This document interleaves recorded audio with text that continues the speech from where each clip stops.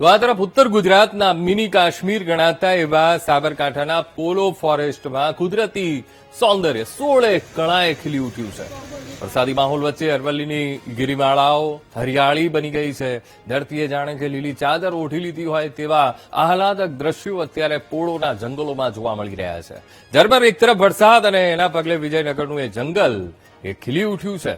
કુદરતના આ આહલાદક નજારાને જોવા માટે સહેલાણીઓ મોટી સંખ્યામાં ઉમટી પડ્યા છે। દેશભરમાંથી આવતા પ્રવાસીઓ એ ઝરમર વરસાદ વચ્ચે ભીંજાતા કુદરતી નજારાનો પણ આનંદ માણી રહ્યા છે।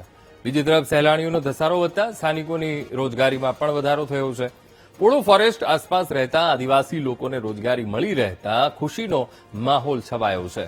અમે આપને ટીવી સ્ક્રીન ઉપર બે દ્રશ્યો પોળો ફોરેસ્ટના બતાવી રહ્યા છીએ। 16 કળાએ સૌંદર્ય પોળો ફોરેસ્ટનું ખીલી ઉઠ્યું છે।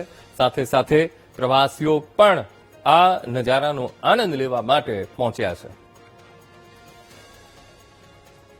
સાબરકાંઠાનું મિની કાશ્મીર ગણાતું પોળો ફોરેસ્ટ ને પોળો ફોરેસ્ટમાં સહેલાણીઓ છે તે મોટી સંખ્યામાં અહીંયા ઘસારો છે જોવા મળી રહ્યો છે। આપણે પહોંચ્યા છીએ હરણાવ ડેમ અને હરણાવ ડેમના આ કુદરતી નજારો છે તે જોવા મળી રહ્યો છે। આપ જોઈ રહ્યા છો કે આ ડુંગરની અરવલ્લીની ગિરિમાળાઓ વચ્ચે વાદળોથી ઢંકાયેલો છે અને બીજી તરફ ઝરમર વરસાદ છે તે પડી રહ્યો છે, જેને લઈને સહેલાણીઓ મોટી સંખ્યામાં ડેમની મુલાકાતે આવ્યા છે। હાલ આ જે નજારો છે તે જોવા માટે આ સહેલાણીઓનો ઘસારો છે દિન પ્રતિદિન વધી રહ્યો છે। હાલ પોળો ફોરેસ્ટ જે ઉત્તર ગુજરાતનું મિની કાશ્મીર ગણાઈ રહ્યું છે, તેને લઈને ગુજરાત અને ગુજરાત બહારના અન્ય રાજ્યોમાંથી મોટી સંખ્યામાં સહેલાણીઓ છે તે અહીંયા ઘસારો જોવા મળી રહ્યો છે। હાલ મિની કાશ્મીરની ઉપમા આપતું આ પોળો ફોરેસ્ટમાં 4 ચાંદ લાગ્યા છે અને મોટી સંખ્યામાં સહેલાણીઓનો ઘસારો છે તે જોવા મળી રહ્યો છે। Sandeep Patel, VTV, Harnav dam.